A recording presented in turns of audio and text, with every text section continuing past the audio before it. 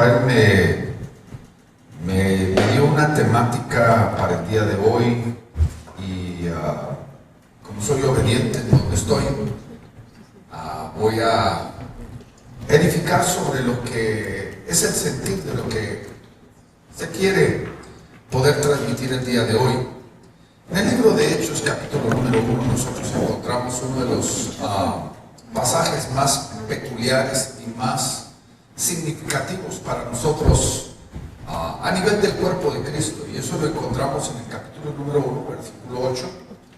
Mas recibiréis poder cuando haya venido sobre vosotros el Espíritu Santo, y me seréis testigos en Jerusalén, Judea, Samaria, y hasta lo último de la tierra. Cuando nosotros vemos la obra de Dios, nosotros tenemos que tratar de comprender de que Dios obra en diferentes formas y en diferentes maneras a través de los tiempos. Una de las graves tendencias que hay, voy a decirlo, tendencia, negatividad, debilidad, en muchos de nosotros es que nosotros queremos repetir las cosas una y otra vez. Vemos lo que está en la Biblia y decimos, yo quiero repetir esto en mí. Yo quiero repetir esto en nosotros. Yo quiero poder experimentar estas mismas experiencias. Y ese es el gravísimo problema de que nosotros estamos queriendo enmarcar y limitar a Dios en toda forma y en toda manera. Porque estamos determinando en una forma inconsciente de que Dios solo obra de la manera que obró en el pasado.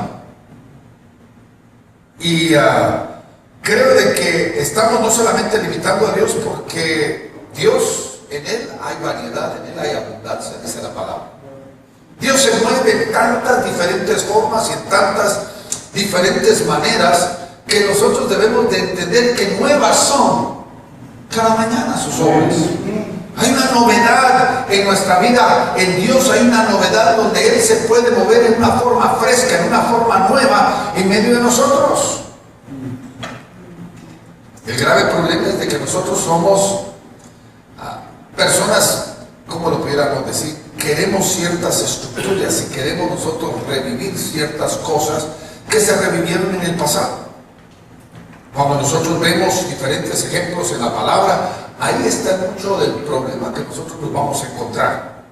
Tengo un estudio acerca del concepto del gobierno de la iglesia local, no tratando de verlo desde la perspectiva estructural, sino desde la perspectiva realista y práctica. Y cuando yo miro las escrituras, miro cómo Dios estableció el gobierno. Por ejemplo, vemos nosotros en el libro de Éxodo, donde ahí en el capítulo 3 y capítulo 4, donde Dios le habla a Moisés y le dice, ¿no conozco yo a tu hermano Aarón? Él será para ti tu profeta y tú serás para él como Dios. Y entonces Él llama a dos hombres para que lideren, gobiernen una nación, y supongamos de que Israel tenía 1 millón de personas. Que el éxodo fue de 1 millón de personas. Supongamos eso. ¿Cuál era el gobierno que estaba gobernando Israel en ese momento? Eran 2. Ni 2 semanas habían pasado. Y llega el padre de Moisés, el padre, vamos a decir el padre, pero el suegro de Moisés, Jetro, y lo que define Jetro es lo que ve. Y dice, desfallecerás tú y todo el pueblo que está contigo. Lo que tú estás haciendo, tarde o que temprano, te vas a morir tú y se va a morir todo el pueblo. Porque este tipo de gobierno no va a funcionar. ¿Y qué le dice? Es que escoge tú entre todo el pueblo a varones de virtud, temerosos de Dios, y ponlos a ellos sobre jefes de millares, de centenas, de 50 y de 10. Una estructura gubernamental en cierta forma o cierta manera. Estamos viendo desde una perspectiva, porque ahí podemos ver también la secularización de Israel, como usted lo quiera ver. Ahora, ¿qué pasó? Si habían 1 millón, de la noche a la mañana, ¿cuántos líderes había en Israel? Habían 131.002, incluyendo a Moisés y Aarón. 131.000. de la noche a la mañana. Pocos años más tarde viene Moisés, como todos nosotros hemos orado delante de Dios y le hemos dicho a Dios: Señor, yo ya no aguanto, mátame por favor, porque yo ya no aguanto el ministerio. ¿Se recuerdan ustedes? Números 11. Dios les responde, le da una palmadita en la espalda a Moisés y le dice: tranquilo, para esto hay una solución. Escoge tú entre los 131,000 a 70 que son verdaderamente ancianos. Llévatelos al tabernáculo, yo descenderé y tomaré del espíritu que está en ti y lo pondré sobre ellos. Ya no llevarás tú la carga solo. Más tarde Dios levantó jueces, más tarde levantó sacerdotes, más tarde levantó reyes. Todo, vemos, Dios está obrando en una forma nueva cada vez. Una forma nueva. El pueblo de Israel fue llevado cautivo a Babilonia durante los 70 años del cautiverio. Cuando ellos regresan, como cuando regresa Nehemías, cuando regresa Esdras, y ellos logran edificar el templo y logran edificar los muros de Jerusalén, ellos se sentaron y empezaron a analizar qué tipo de gobierno vamos a establecer. ¿Qué tipo de gobierno fue el que establecieron? Ellos buscaron en la historia, buscaron en el pasado. Bueno, vamos a ver qué es lo que ha funcionado, cómo va a funcionar, cómo es de que esto. ¿Y qué gobierno escogen ellos? El de los 70 ancianos. Ahora le pregunto a usted, llevándolo a usted, vamos a decir 500 años adelante en la historia, ¿quién fue el que crucificó al Rey de Gloria? Fue esa estructura, ¿sí o no? Fue esa estructura la que crucificó al Rey de Gloria. Ahora, ¿a dónde voy en este concepto? Porque no es la historia, el mensaje de Dios no tiene que ver con el gobierno de la iglesia, tiene que ver con qué es lo que estoy tratando de transmitir en la obra de Dios.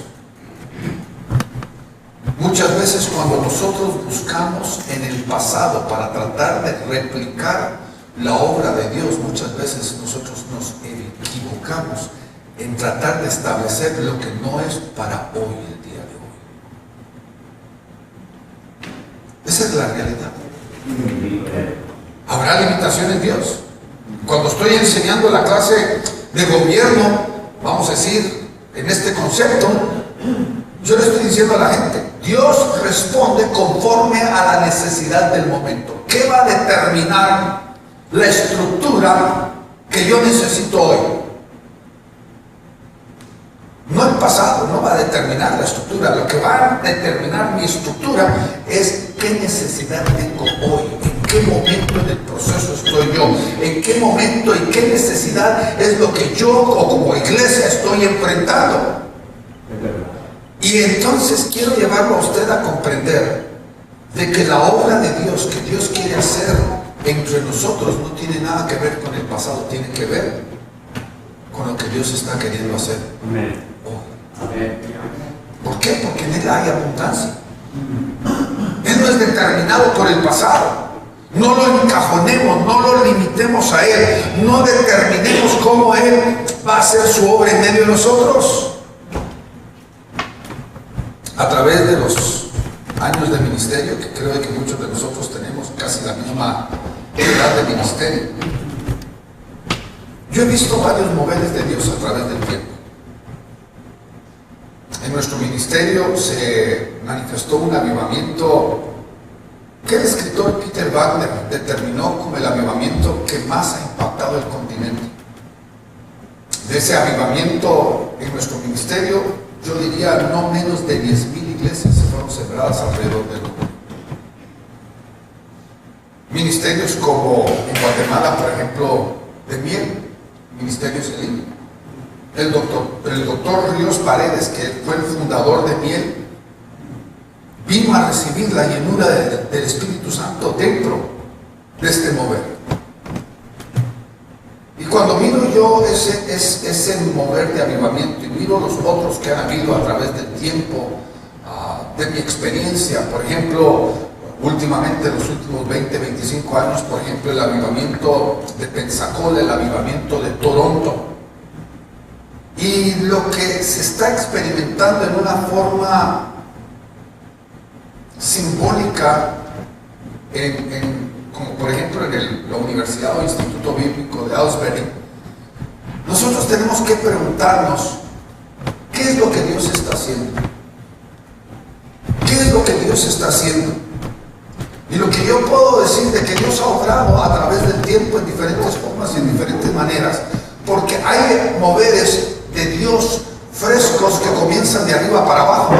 Hay otros moveres frescos de Dios que comienzan de abajo para arriba. ¿Por qué es que Dios obra en diferentes formas? Porque a veces nosotros somos el grave problema. Y si nosotros estamos en contra o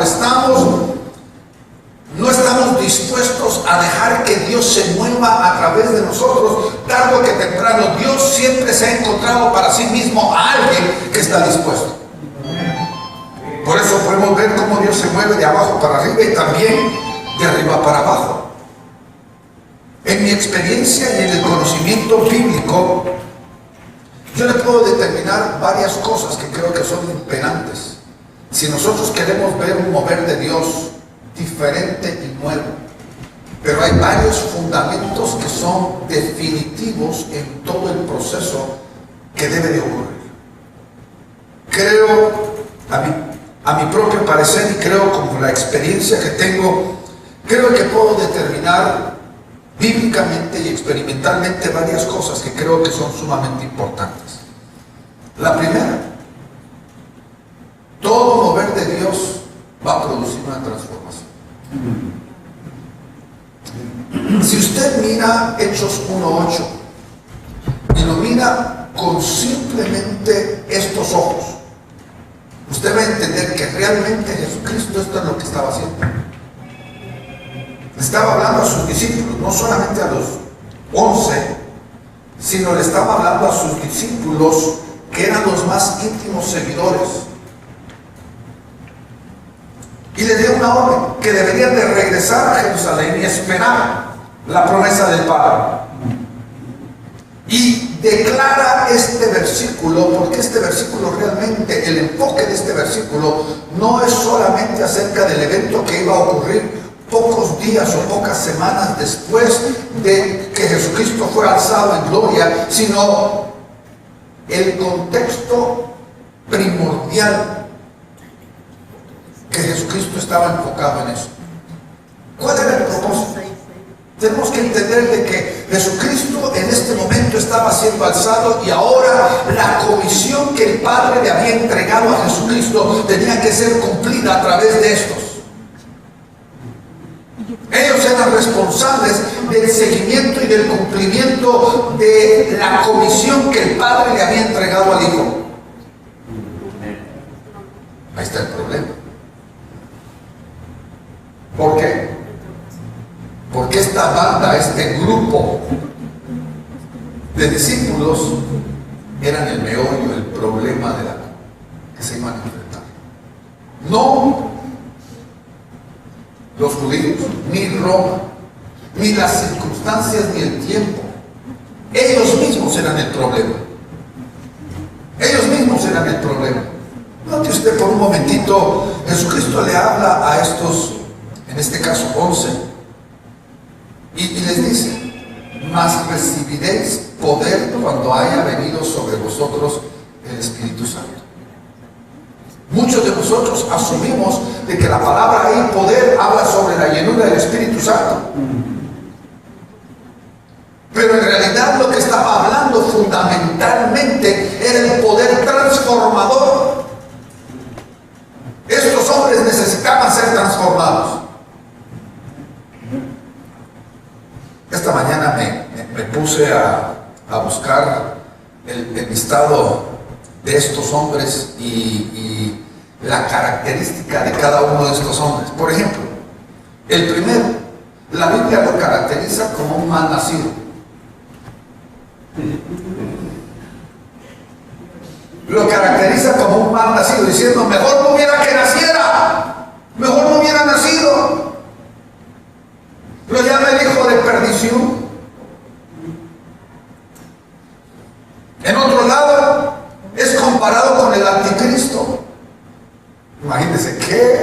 qué grupo más bonito. Usted cree que usted tiene problemas en su iglesia con gente difícil. Este era un grupo extremadamente difícil. Aquí en este grupo había uno que la Biblia lo caracteriza como el anticristo. Y recuerden, la palabra anticristo no solamente está hablando a alguien que se opone a Cristo, sino a alguien que quiere suplantar y reemplazar. El anticristo, el hijo de perdición. Ustedes saben de quién estamos hablando, no hay que mencionar ese nombre, ¿verdad? Pero ya saben. Tenemos otro que lo podríamos llamar el bocón. Él responde todo, el reactivo. ¿Usted conoce a alguna persona que es reactiva y bocón? Que para todo tiene respuesta, que cree que siempre está en lo correcto, que siempre cree que él es el único que tiene una opinión. Y naturalmente sabemos que don Pedro, ¿verdad?, era este personaje. O conocemos nosotros a un par de hermanos, un par de hermanitos, ¿verdad?, que cuando se sintieron insultados, le dicen a Jesucristo: Señor, pide que manda fuego del cielo y destruya la ciudad entera. Ellos por su propia ofensa querían matar a una ciudad entera.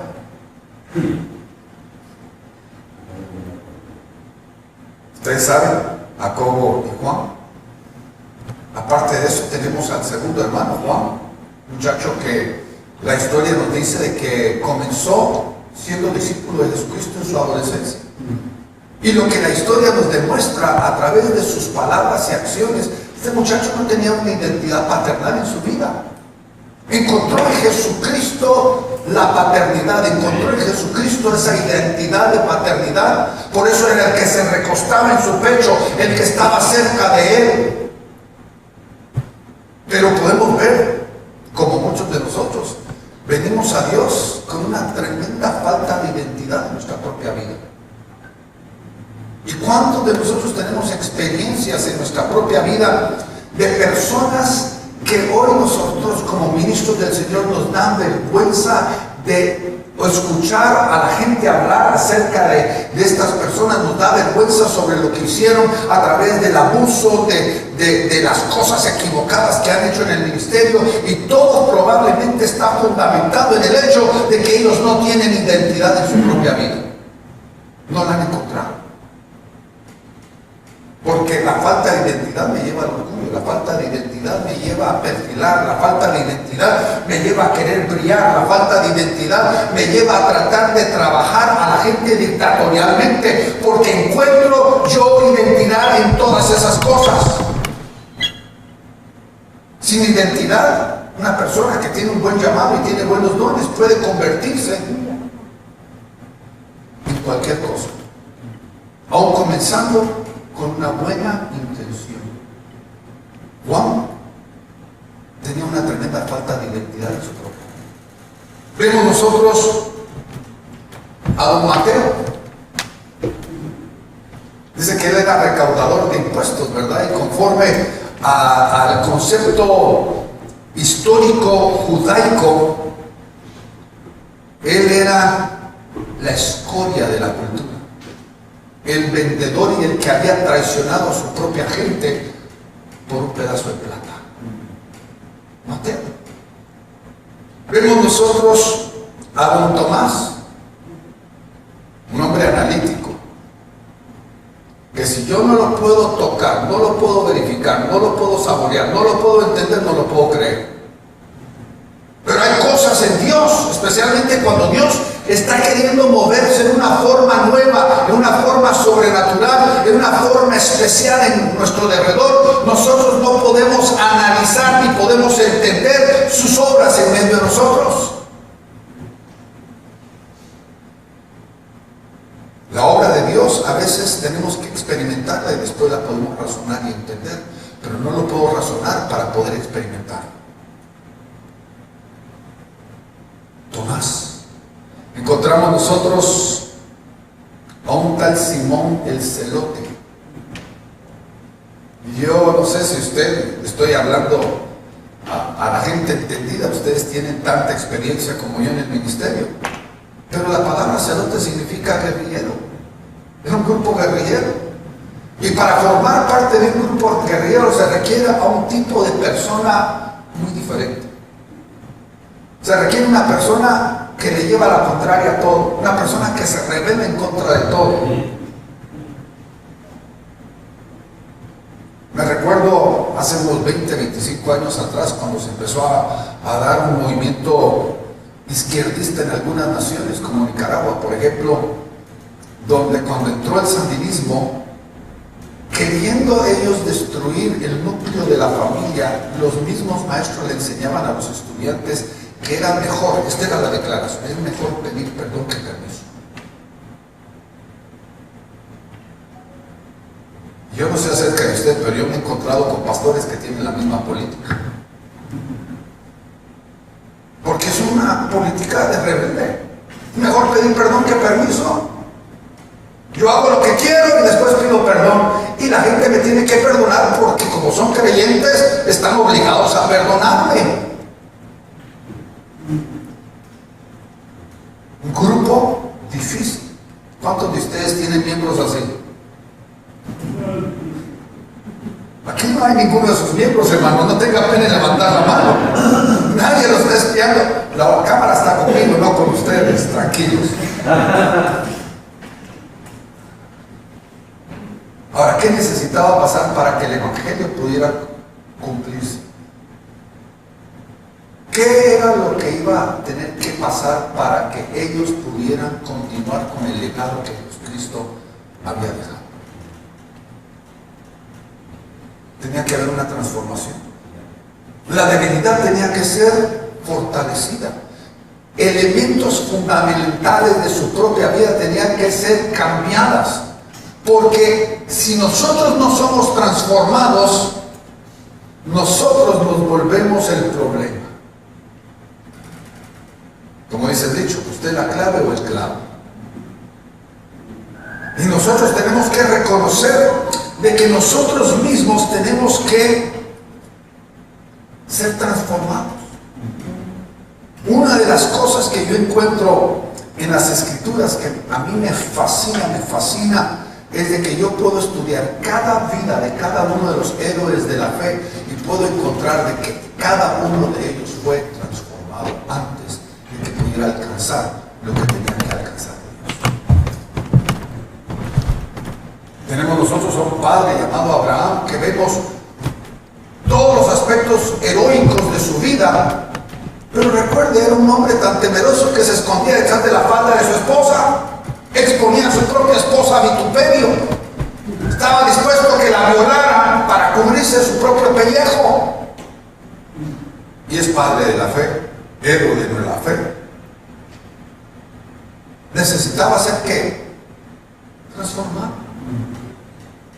Y vemos nosotros cada vida necesitaba ser transformada para que pudiera cumplir el propósito de Dios. Y lo que hace el mover de Dios es comenzar con eso.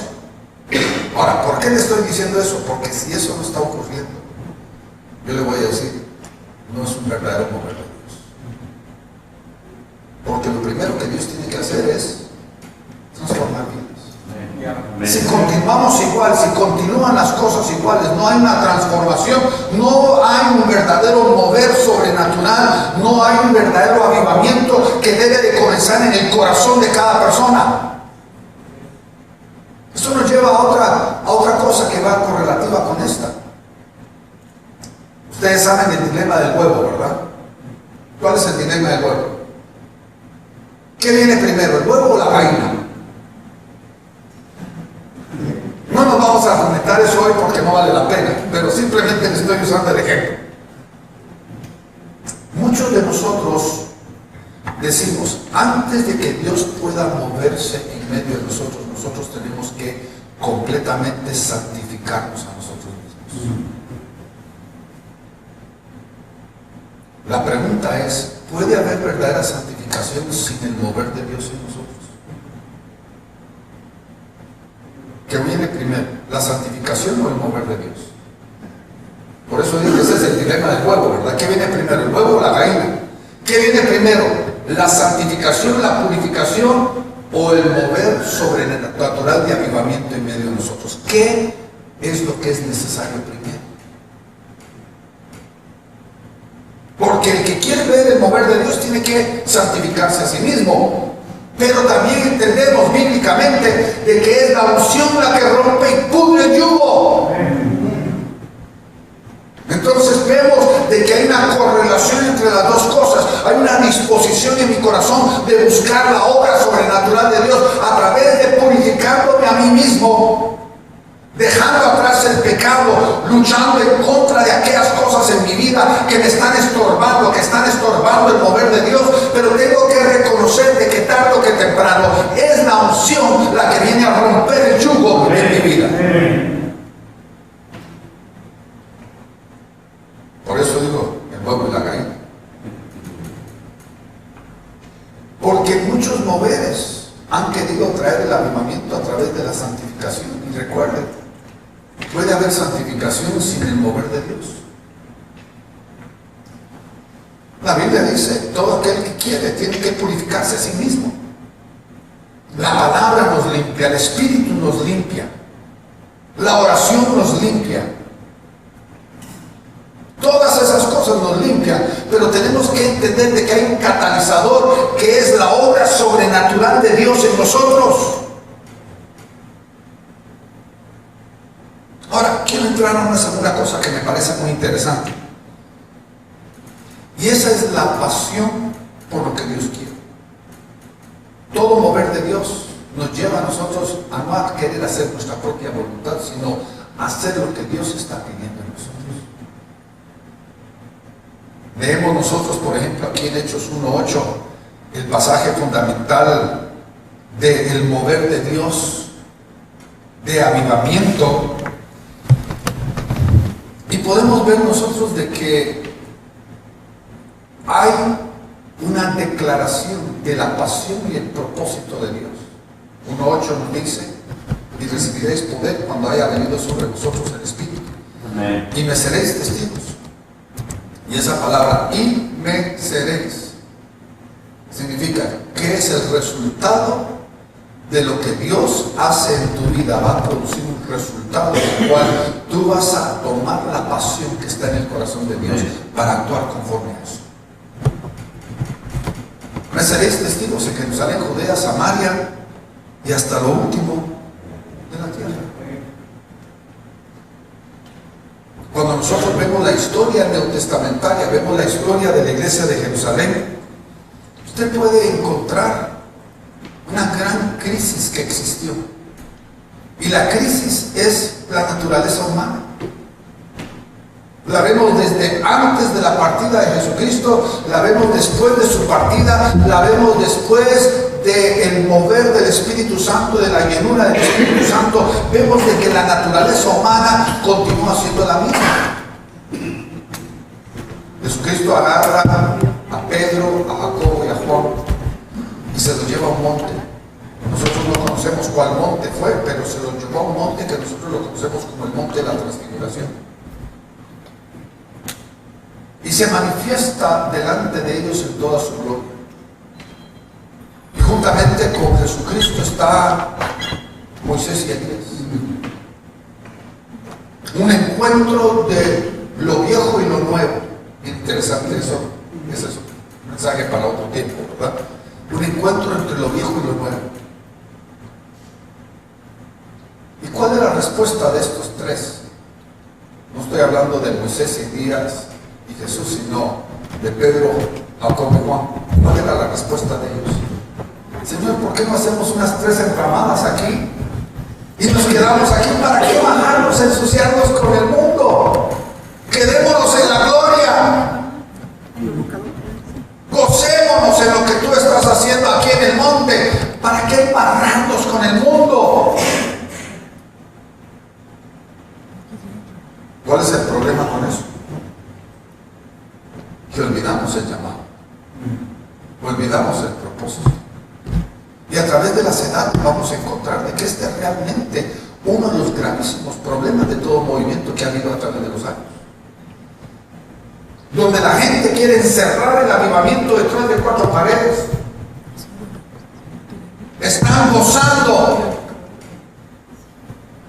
Esos tres pabellones están gozando, esas tres enramadas que Pedro, Juan y Jacobo quisieron edificar. Ellos mismos las reedificaron en sus propios templos, queriendo limitar el mover de Dios a lo que están ellos mismos experimentando, olvidando realmente cuál es la pasión, cuál es el llamado, cuál es el propósito de Dios para la iglesia. Y fue lo que ocurrió en el tiempo de Jerusalén. Ellos estaban teniendo tal avivamiento, tal manifestación de gloria, tal mover de gloria, que se convierte en 3,000, se convierte en 5,000. Todos los días se juntaban en el templo, había partimiento del pan, había gozo, había un mover sobrenatural. Se estaban rompiendo los paradigmas, se estaban rompiendo aquellas limitaciones en la vida de la gente. Ellos estaban viviendo un verdadero avivamiento, y en el proceso de vivir ese avivamiento olvidaron cuál era la pasión de Dios, porque Jesucristo se los dijo: y me seréis testigos en Jerusalén, Judea, Samaria y hasta lo último de la tierra.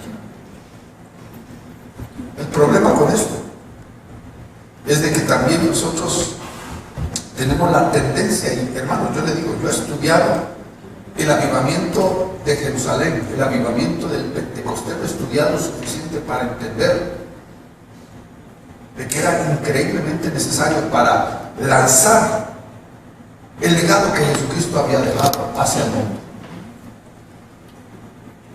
Pero hay una tendencia en nosotros en querer caracterizar: si yo no tengo lo mismo que está pasando en Jerusalén, entonces no estoy experimentando el mover de Dios. ¿Cómo podemos nosotros diferenciar, o vamos a decir, negar el mover de Dios en otras formas y en otras maneras? ¿Cómo podríamos nosotros negar el mover de Dios en una forma totalmente diferente? Hay una diferencia entre el mover de Jerusalén y el mover de Samaria. En el capítulo número 8 de Hechos, baja Felipe a Samaria y dice que la ciudad fue puesta patas arriba. Hubo tan mover tan sobrenatural que un pueblo que estaba oprimido, un pueblo que estaba cargado, estaba deprimido, fue libre, y había júbilo en las calles, había júbilo en todas las casas, había júbilo en la ciudad. Hasta el brujo tuvo que quebró y dijo: si no puedo en contra de ellos, mejor me salí. El brujo. Podemos nosotros diferenciar la obra, lo que ocurrió en Jerusalén, y decir que lo que ocurrió en Samaria no fue un avivamiento. Hacemos nosotros diferencia entre la una y la otra, porque si lo vemos a nivel ministerial, Pedro con sus 2 predicaciones convirtió a 8,000. 8,000 en una ciudad, pongámosle pequeño, un número pequeño, una ciudad de 200,000 habitantes. 8,000 de 200,000 habitantes, y recuerde que la gran mayoría de los 8,000 eran extranjeros que habían venido para la fiesta del Pentecostés. Pero asumamos de que eran representantes de la ciudad. 8,000 de 200,000 son el 4%. Llega Felipe, un laico, un servidor de mesas, que no creo que era coincidencia que Dios los apartó a ellos. Comenzó sirviendo las mesas, pero cada uno de ellos tenía un llamado increíble de Dios sobre sus vidas. Y llega Felipe en sencillez de corazón, y una ciudad entera es transformada. Digamos mínimo 80% de la ciudad es transformada. No me diga que ese no es un avivamiento.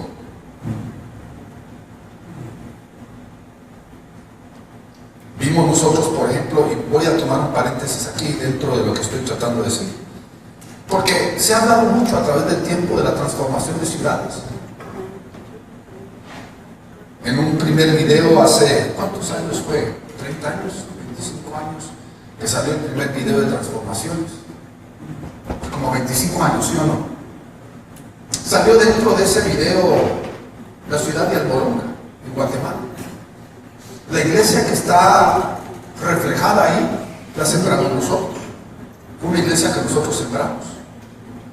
Lamentablemente, en su concepto publicitario, en su concepto, esa realmente no fue la historia de avivamiento, no fue el Calvario la que fue la historia de avivamiento, sino mi padre estaba en una boda. En ese entonces la iglesia tenía 30 miembros.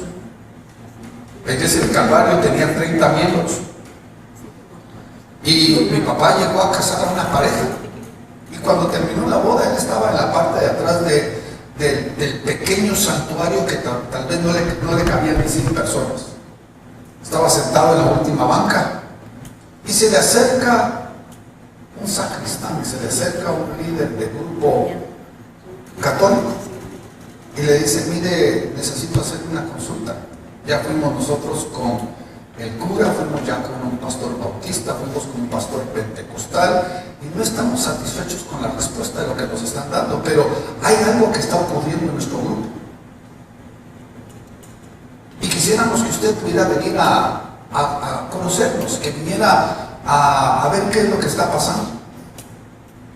Entonces mi padre hizo una cita con ellos. Pocas semanas, creo que 2 semanas más tarde, regresó a Almolonga y el grupo estaba tal vez en una casa de, digamos, de no más de 10 metros por 10 metros, una casa pequeña, habían 40 personas ahí. Mi padre le dijo al líder, le dijo: ustedes hagan lo que ustedes normalmente hagan, yo me voy a quedar calladito en la parte de atrás y observar. Y ellos empezaron con sus rituales. Y mi padre me contó a mí, me dice, literalmente el infierno se manifestó porque todos andaban parecidos a las culebras tirados en el piso, revolcándose. Y cuando terminaron todo su asunto, viene el líder y le dice a mi papá, le dice: ¿qué piensa usted? Mi papá se puso de pie y dijo: definitivamente Dios está aquí. Y la razón del por qué está aquí es porque el enemigo también se manifestó. Y él le preguntó: ¿qué debemos de hacer? Dijo: bueno, aquí definitivamente comenzamos con el concepto de la liberación. Y entonces se les mandó un grupo de jóvenes ministros a que fueran a ministrar allá. Y en un fin de semana se ministró a los 40. Liberación. Y más tarde este líder le preguntó a mi papá, estoy hablando de una semana más tarde, le preguntó: ¿y ahora qué? ¿Cuál es nuestro próximo paso? Mi padre le responde y le dice: el próximo paso es bautismo en agua, pero esa es una automática renuncia a la iglesia católica, porque tú estás negando el bautismo en mí. Y le dice: ¿lo hacemos? No, le dijo: espérate. ¿Por qué no te quedas tranquilo? Ahí donde tú estás, sé luz donde tú estás. Pero cuando ya estés listo, llama y lo programamos. Ni un mes había pasado. Y se le aparece a mi papá en la oficina y le dice: ya estamos listos, queremos ya el bautismo en agua. Y se les programó el bautismo en el mar Pacífico. Y cuando llegó mi papá, a la sorpresa, llegaron 3 autobuses con 125 personas. En menos de 2 meses habían crecido de 40 a 125.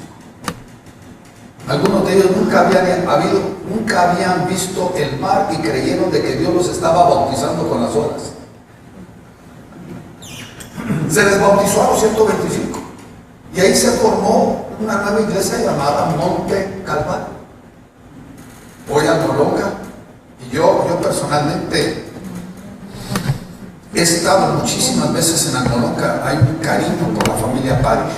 En Almolonga una vez hicieron una procesión no procesión católica, sino una marcha para hacer memoria de estos días. Y mi padre y yo estábamos al frente de esa marcha, que incluyó toda la población. Toda la población de casi 10,000 habitantes estaban haciendo la marcha. ¿Por qué? Porque la ciudad entera fue transformada. cárceles se cerraron, los bares se cerraron. El avivamiento aún transformó la naturaleza misma, porque Almolonga hoy no tiene una cosecha al año, tiene 4 cosechas al año. El avivamiento. Hermanos, un avivamiento que no transforma una ciudad no puede ser verdaderamente un avivamiento. Entendemos de que el avivamiento comienza con nosotros, pero eso no se puede quedar en nosotros mismos, tiene que ser que expande, es contagioso el avivamiento. Ahora, regreso a este concepto que menciono ahorita, porque creo que es importante que entendamos de que cada avivamiento tiene una característica diferente. Nosotros no podemos enmarcar el avivamiento bajo un cuadro de estándar, un cuadro de similitud. Por ejemplo, si regresamos nosotros a Hechos capítulo número 8, en medio del tremendo avivamiento que Dios estaba haciendo en Samaria, un tremendo avivamiento, ¿qué le dice Dios a Felipe? Vete al desierto. Y el Espíritu lo lleva al desierto. Y él llega al desierto y dice: aquí no hay nada, ¿para qué me trajiste aquí? Aquí no hay nada. No hay nada, absolutamente, categóricamente no hay nada. ¿Por qué vengo yo aquí?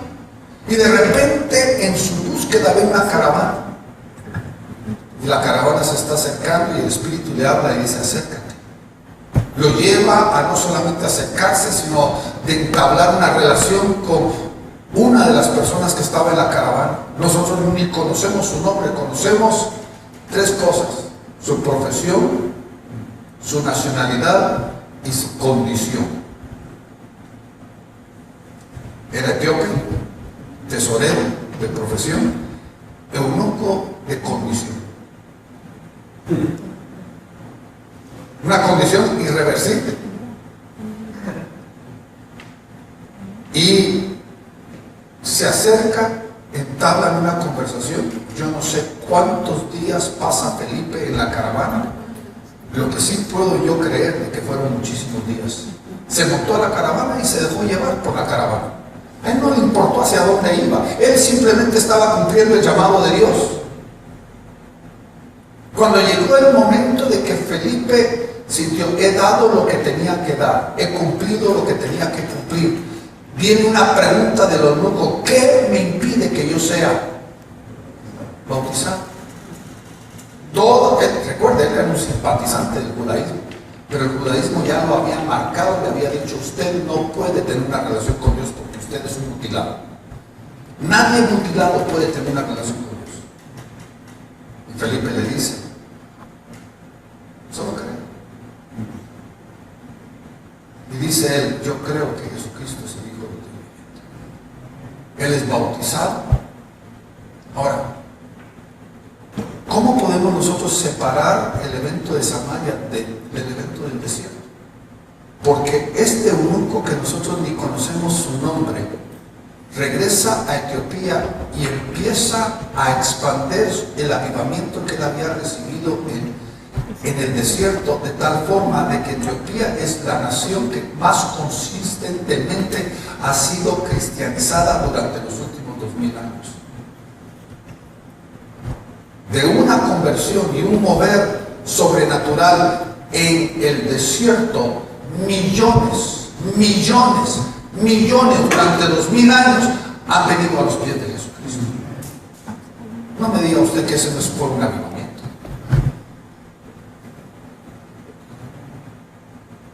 ¿Cómo podemos enmarcar la obra de Dios en un cuadro? Nosotros tenemos que creer de que Dios va a hacer nuevas todas las cosas. Más tarde nosotros nos encontramos en Hechos capítulo número 10. Dios está obrando probablemente en el momento más crucial de la historia de la iglesia de nuestro Señor Jesucristo, un momento definitivo donde estaban lo que nosotros llamamos en Guatemala en 4 caminos. Estaban en una encrucijada. qué dirección iba a tomar la iglesia. Y Dios comienza ese mover en dos diferentes lugares, en la casa de un centurión llamado Cornelio, y a la misma vez en la casa de un hombre llamado Simón en Jope, a través de un hombre llamado Pedro, con gran hambre. ¿Cuántos de ustedes han tenido gran hambre en algún momento, verdad? Un hambre que los mata. Y Pedro estaba con un hambre y como me imagino de que había cierto nivel de melancolía ahí, ¿verdad? Hasta exageró, ¿verdad? ¡Qué hambre la que tengo! Me estoy muriendo de hambre. Y sube a la azotea y ve una visión de Dios que desciende un manto del cielo y le dice: mata y come. Y él empieza en cierto nivel de religiosidad interna y autojustificación. Dice: Señor, nunca en toda mi vida yo he comido algo inmundo en mi propia vida. Orgullosamente diciendo: yo no puedo tocar lo inmundo. Y Dios, ¿qué le dice? No llames inmundo a lo que yo llamo limpio.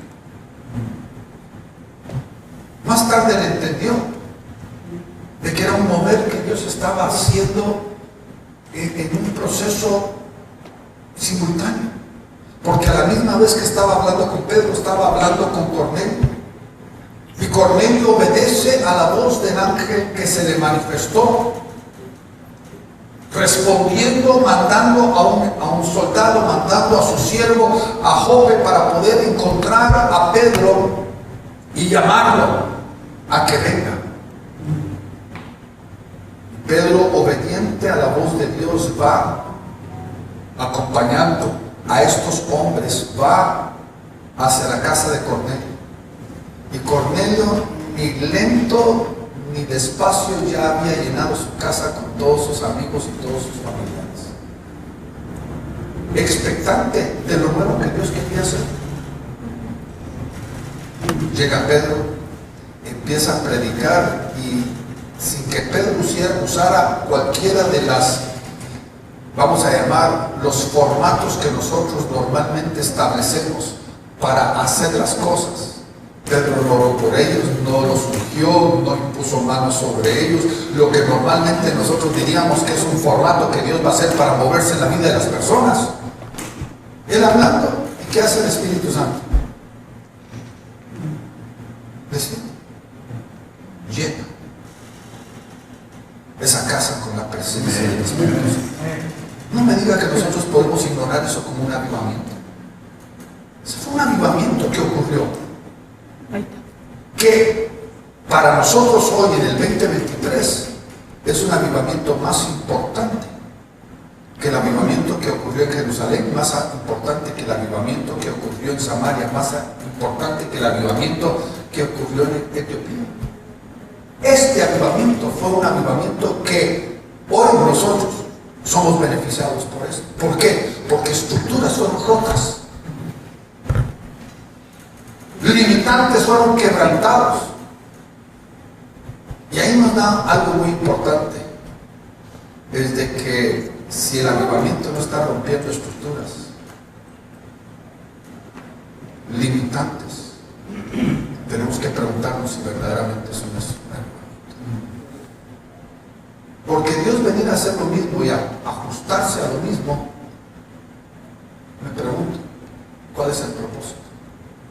¿Para regresar al mismo lugar de donde partimos? ¿Para qué? ¿Cuál es el propósito?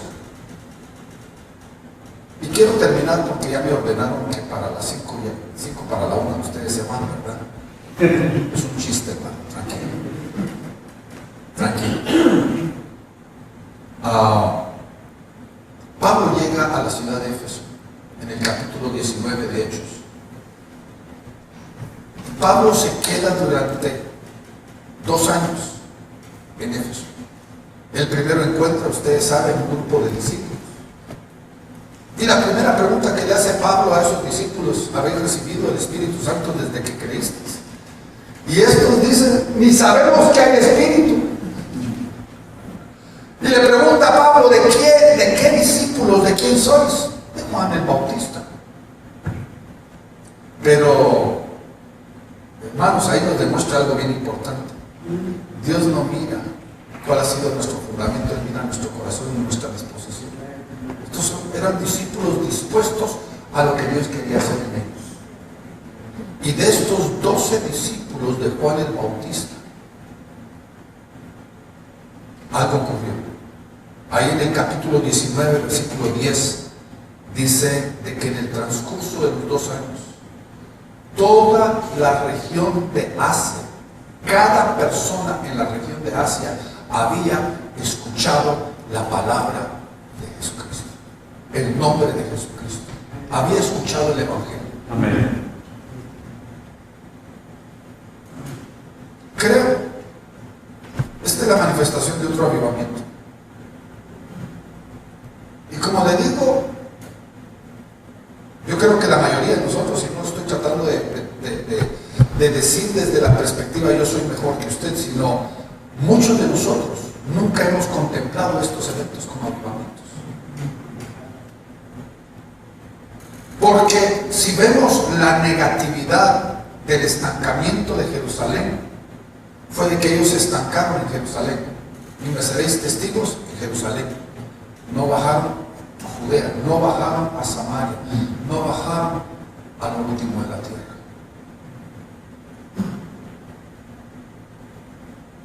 La realidad. ¿Y qué tuvo que hacer Dios? Pues tuvo que sacudirlos.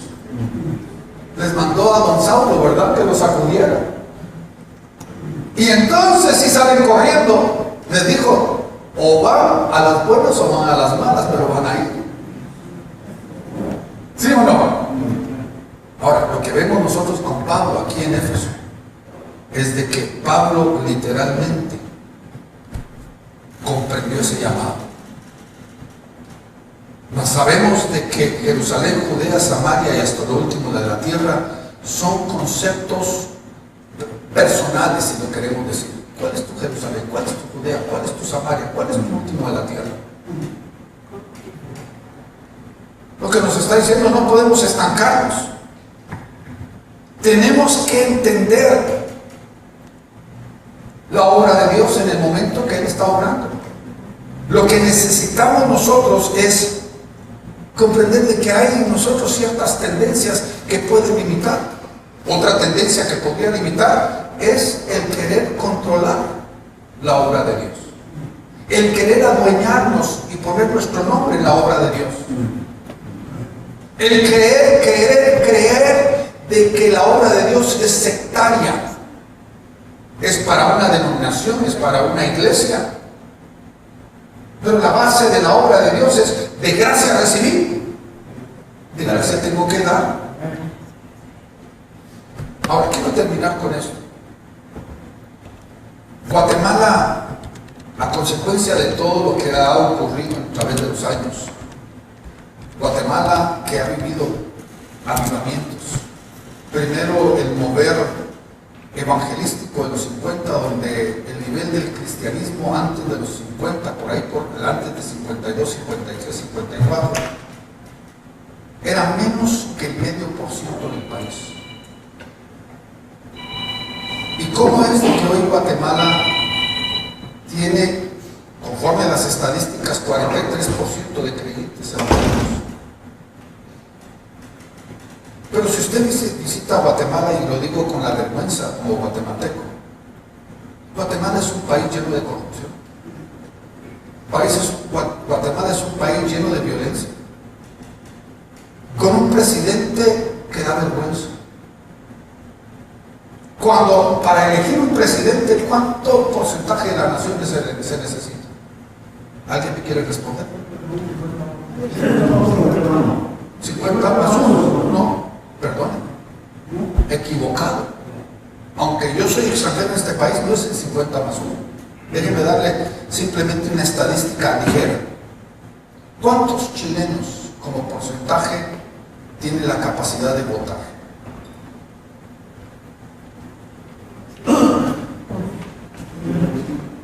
Digamos que el 50% de los chilenos tienen la capacidad de votar. Ahora, viene la votación, De ese 50%, ¿cuántos en realidad van a ir a votar? Asumamos que el 35% del país llegó a las urnas de votación. El 35%. Entonces, tiene que ser el 17.5% de la nación, más uno, como usted lo enfatiza, que realmente es el que votó por un presidente. Ahora, ¿cuántos cristianos hay en Guatemala?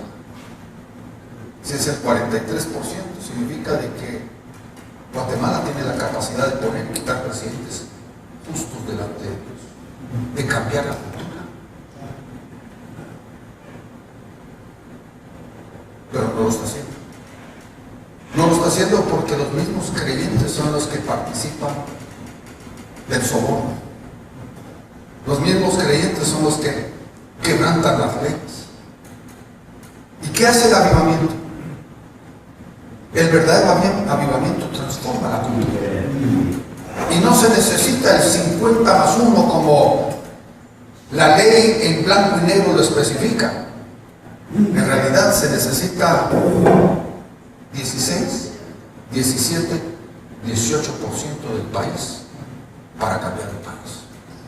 Les pregunto, ¿en Chile hay más del 18%? Yo le puedo decir que sí, sin conocer las estadísticas. Necesitamos nosotros entender el poder, la autoridad y la responsabilidad que Dios nos ha dado. Porque si hay un verdadero avivamiento, hay una transformación de la cultura. El mal nunca va a vencer el bien si nosotros se lo permitimos. Es cuando nosotros pasivamente nos quedamos pasivos que el mal va a vencer. Pero un cristiano renovado, un cristiano avivado, un cristiano transformado por Dios, transforma su familia, transforma su vecindario, transforma su ciudad. Esa es la realidad. Que el Señor nos ayude, mi querido hermano y hermana, siervo del Señor. Que el Señor nos ayude a que seamos personas de influencia, personas que verdaderamente transforman. No es un hecho. Porque lo que ha pasado, por ejemplo, en los avivamientos que yo he visto, por ejemplo, el avivamiento de Pensacola, miles tras miles, yo diría más de 1 millón de personas alrededor del mundo fue a Pensacola para poder ver lo que Dios estaba haciendo. Yo no tenía que ir a Pensacola porque viví en Pensacola 3 años, ahí conocí a mi esposa.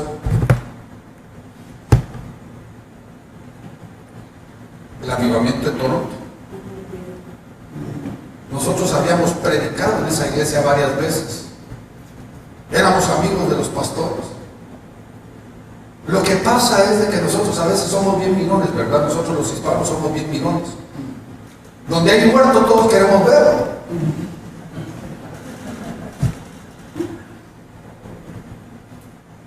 ¿Qué es lo que tiene que ocurrir?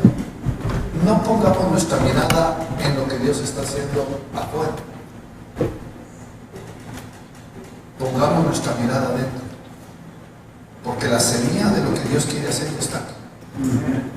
Lo único que está buscando es su corazón dispuesto hacer la obra que Él quiere hacer, porque lo que Dios quiere hacer en Chile es muy diferente a lo que Dios quiere hacer en otros lugares. Por eso les vengo mostrando a ustedes los diferentes avivamientos en diferentes formas, porque tenemos que romper los paradigmas mentales. Si no es en esta forma, entonces no es avivamiento. Tenemos que romper esos paradigmas y permitir que Dios haga la obra. No me siento libre por no ser de aquí, de poder orar por esta nación. Creo que esta es labor de ustedes en cuanto a esta temática. Pero quiero orar por ustedes, de que Dios haga lo que Él quiere hacer en sus vidas. Que el Señor pueda cumplir y el Señor pueda hacer, y que usted pueda ser sensible a la obra que Dios quiere hacer en usted. Padre, esta tarde estamos delante de ti, Señor. Creo que el mover que tú has hecho en el pasado es simplemente una sombra de lo que quieres hacer hoy. Padre, hoy, Señor, que nuestro corazón sea tierno, dócil, sencillo a lo que tú estás queriendo hacer en medio de nosotros.